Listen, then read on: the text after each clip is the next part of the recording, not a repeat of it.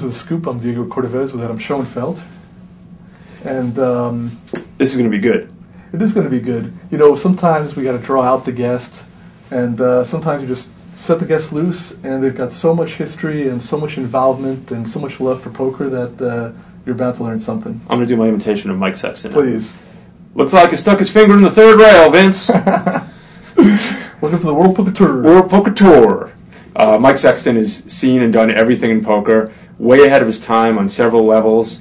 Really good guy with the stories. He knows everyone, so it should be good talking to Mike. And a player at heart. You know, the one thing that I really appreciate is when I first started playing, and I was just some youngster trying to learn how to play way before this new era, way before Party Poker or the World Poker Tour. He was so nice, so gracious, always helpful, always encouraging. And when you're first coming up, that stuff really counts and really matters. And I think it's because he always genuinely loved the game, wanted to get more people into it, and that's kind of translated into all his successes with popularizing poker. It's good to see a good guy get some just desserts. I'm happy for Mike Sexton. Not too many guys need no introduction in this game.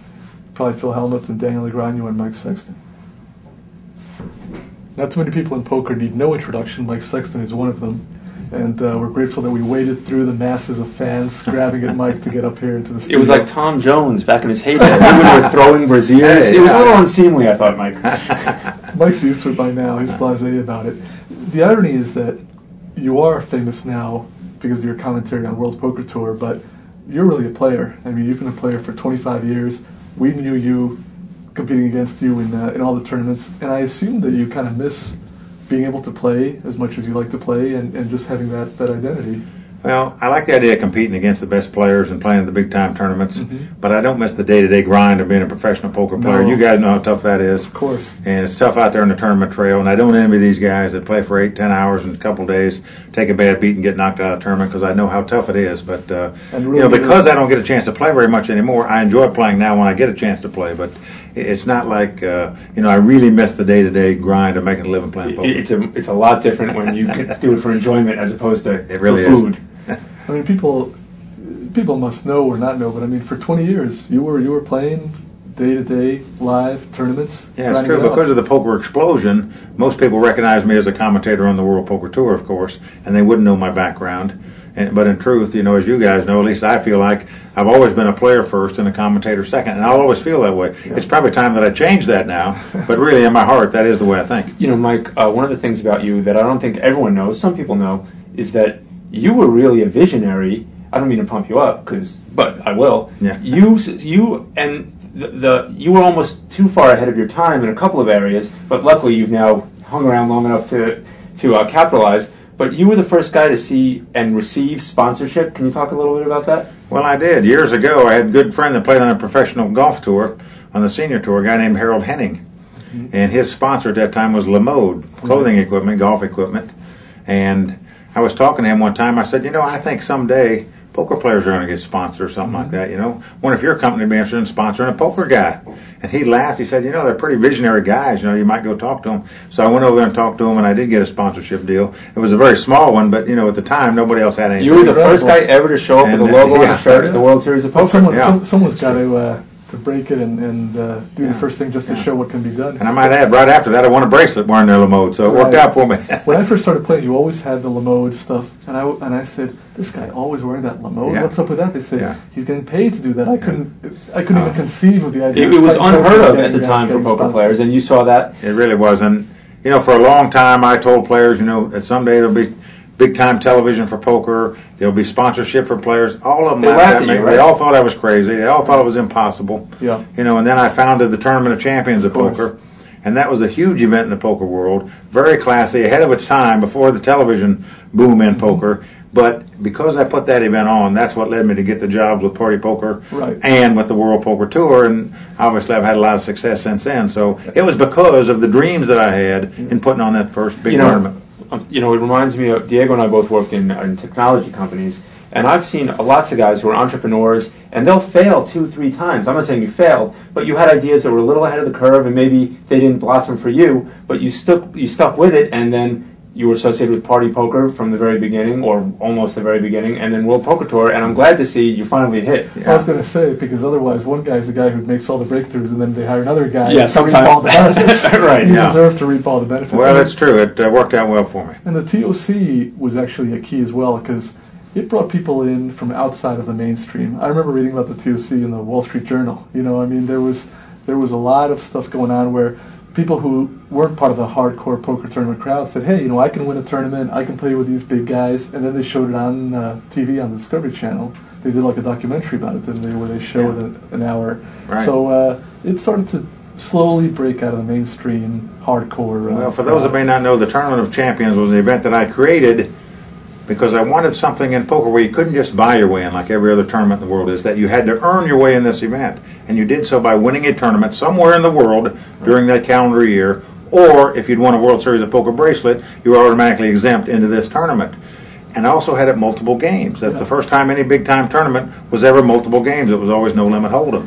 But we had a combination of limit hold'em, 7-card stud, Omaha high-low split, and of course no limit hold'em for the last 3 tables. And players said, you're crazy, nobody's going to come and play that. But I knew they would, because I know poker players, and I knew if they qualified, they'd want to be in this event. It was a special thing. People didn't want to miss it. They wanted to be part of the whole show.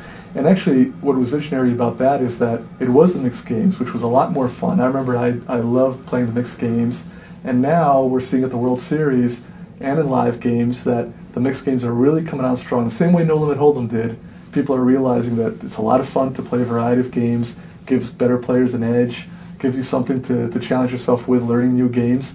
And the horse events are really taking off. They're having smaller ones now. And the one event everyone would like to win, except for the money, is the big 50K horse. Well, you guys are old school guys like I am, and obviously to us, we consider the world champion of poker now the guy that wins that $50,000 horse tournament rather than the main event. And I honestly think the World Series of Poker is going to have a PR problem trying to curtail and sell the fact that this guy is the world champion, when in the fact of all the professionals and top players, it's going to be the guy that wins that $50,000 horse tournament. Right. They're not going to have a problem getting people to try to win $10 million or whatever, because that's a pretty big enticement. But in terms of the prestige and the recognition, it's got to be the horse. It's the world champion. And similar to the TOC, the first year of the TOC, David Chu won it.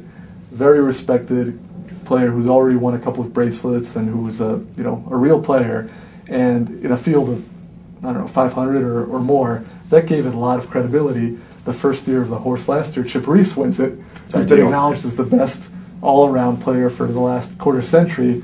That gave the horse event a lot of credibility. Well, it really did. And you look at that final table of the horse event, it may be one of the greatest final tables in the history of poker anywhere, anytime. And I have no doubts they're going to get another one like that again this year. Mike, I think there's no question that TV has been overwhelmingly positive for poker. Now, there are a couple of negatives. I'd like to get your perspective on this. One thing I see is that just playing in live poker games, this happened to me yesterday, because on TV the producers need to encourage a lot of conversation, sometimes that conversation crosses a line where people are commenting about hands that other players are in, or talking about the hands in a multi-way pot. I think that's one downside, is that everyone now thinks it's okay to talk during all the hands. Can you talk about that a little bit? Well, that is a problem, and of course I have a big problem with the way guys behave on television now. I mean, we all understand that the guys that get all the airtime are the wild guys that scream and holler, that roll around on the floor, that run around the table. Guys that behave like you guys, for example, and top pro players who are quiet, go about their business, and do what they're supposed to. You don't see them on television, and it pains me. And I had a big problem with Steve Lipscomb about this, the guy that created the World Poker Tour, who I love. And I said, Steve, look, we're encouraging the wrong thing here to sell poker here. You're encouraging guys to act up and misbehave and all that. He said, Mike, he said, I really appreciate your point of view. I know you're a poker guy. He said, I'm a TV guy. This makes better television. And he's right about it. Well, it does, but I think that there's a middle ground where you can have a big personality and you can show that on TV, but you don't do it when someone else is hooked up in a big pot. After the hand, talk about that, or talk about something else. But you can't talk about hands that other guys are playing. You can. You're in the booth. Right. But when you're at the table, you just got to zip it. And that's a no question example. You can cost someone $1 million with your comments. No question about that. But then on the other hand, even commentary that doesn't affect the hand, when people are just acting way out of line between hands, you got to let the other guys concentrate, trying to needle someone, or just calling out someone, that's way out of line. And I think of how in sports years ago, when I was a kid, they'd show these guys who ran out on the field, drunk guys, and one day they said, we're never going to show these guys again. and it didn't totally stop it. But then the guys realized, well, I can run out on the field, but I'm not going to get on TV, which was half the fun of it. Yeah. So, and they're going to get arrested. So well, they'll stop it. Yeah. There's some poker players I'd like to arrest because of their commentary, but I don't think that's going to happen. Right. In the old days at Binions, they do their own arresting with their own police force. And I understand Steve Hooksome's point as well, and he's certainly got a very valid opinion. He's been and truthfully, I think the World Series of Poker, ESPN, emphasizes that aspect of behavior far more than the World Poker Tour. Yeah. Well, you guys also have the advantage where you're showing the final 6, the big money's at stake, and at that point, people's behavior is going to improve somewhat, even though there's still some, the World Series, they're showing the whole field, and there's some guys who, they might only be there the first hour, but they're going to put on their costume or do something to try to get the attention. And truthfully, it is more fun when the players talk and needle each other. Right. It really does make better television. I don't disagree with that. There's a way to do it. But it pains me when I see players like you guys, or an Eric Seidel, for example, or a TJ Cloutier, guys that behave properly at the table, and they're getting far and far fewer airtime, and it bugs me as a player. Now, here at the World Series, you don't have any announcing duties. You're going to play a lot of events, I assume, and you're determined to make a mark.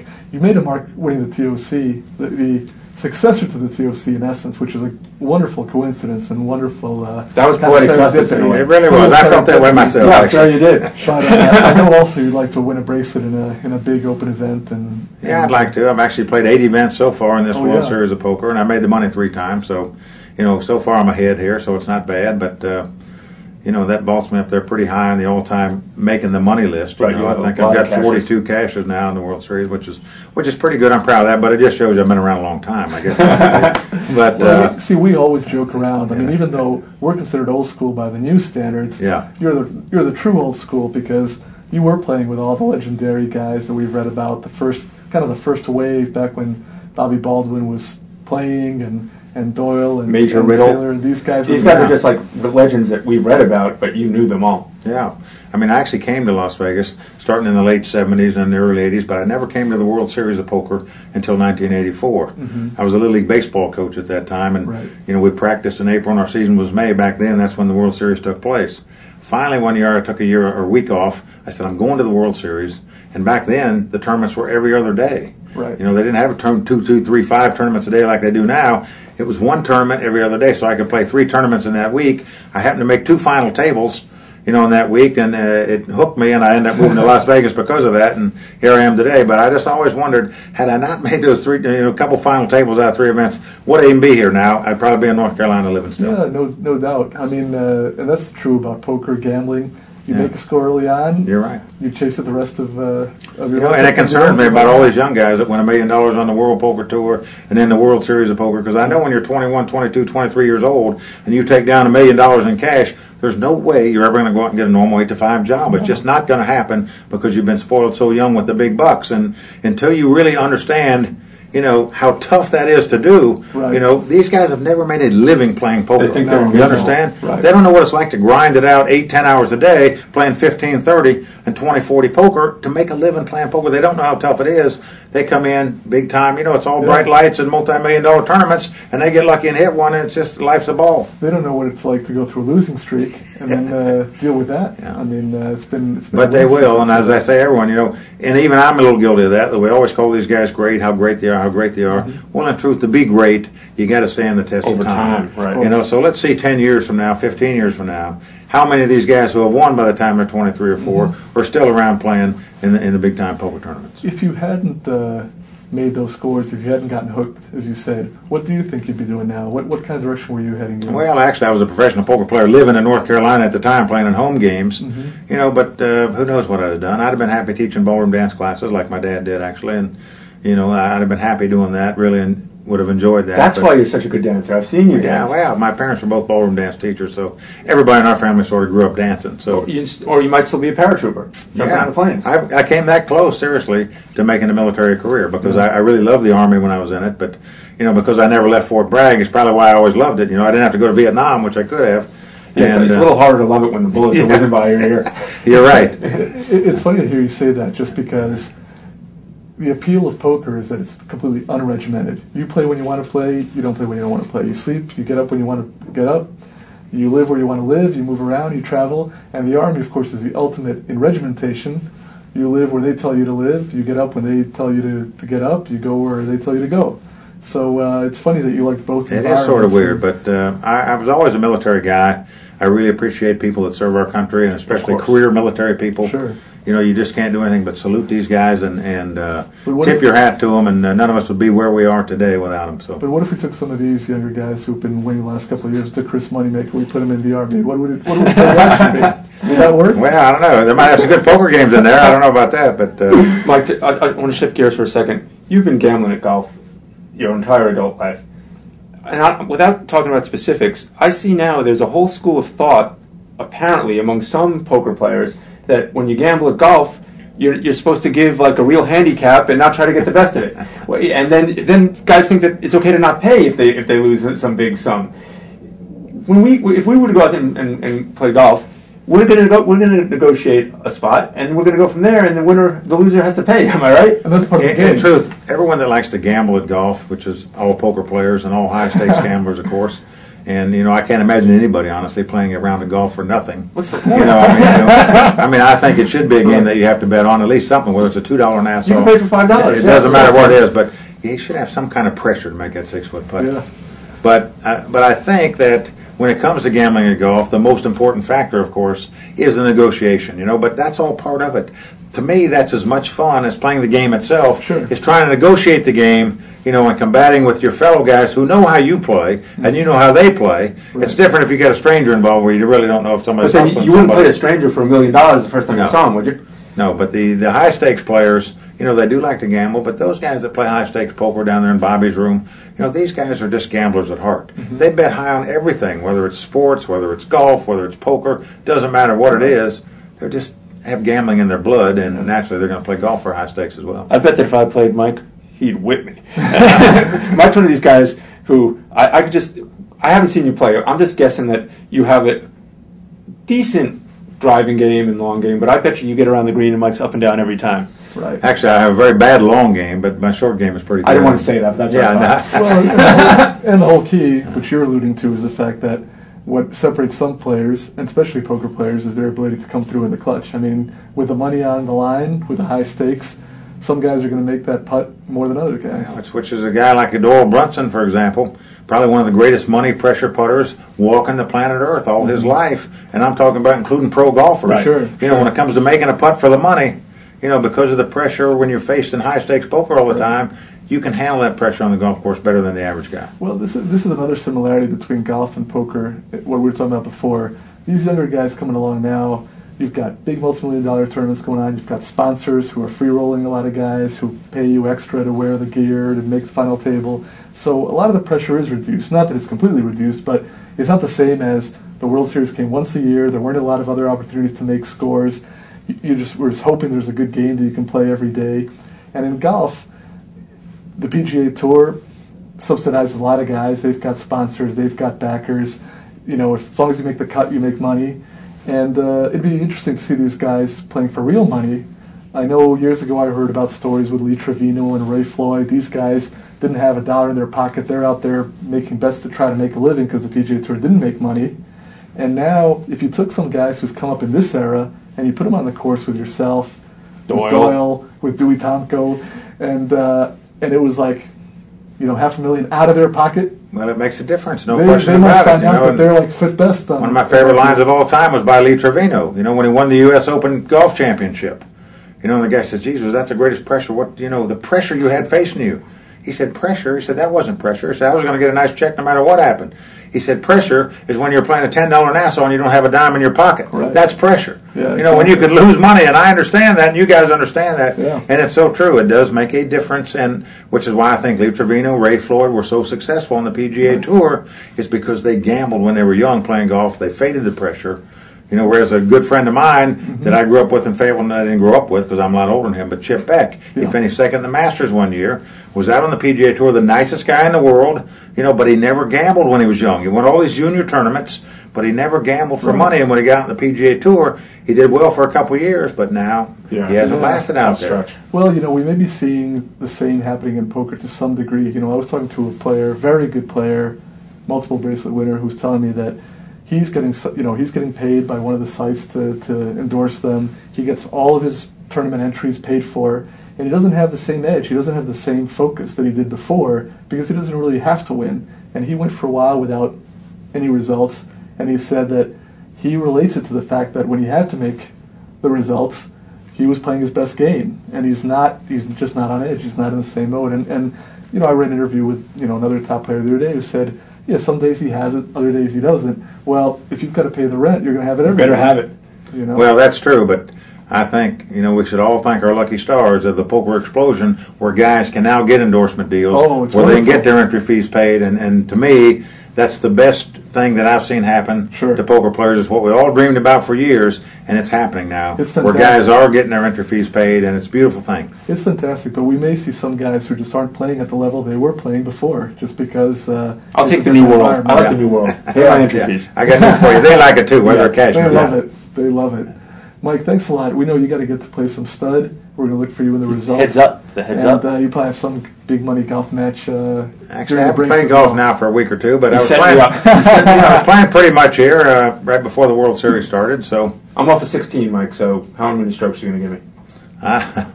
We play dead even, you and I. All right. We appreciate you coming. All right, guys, I appreciate it. Good luck to you, and thanks for everything. Yeah, and I would like to announce to the world that I have gotten married since I may have seen you all last. Wow! Congratulations. Yeah, a couple weeks ago to a lovely lady, Karen. Her maiden name was Van Horn, but now it's Sexton, and I'm happy about that. So, well, you've been with her a while. And lovely wife. Well, we've been dating since November, and it's just terrific now that I've gotten married here and get to share my life with a beautiful woman. Good for you, Mike.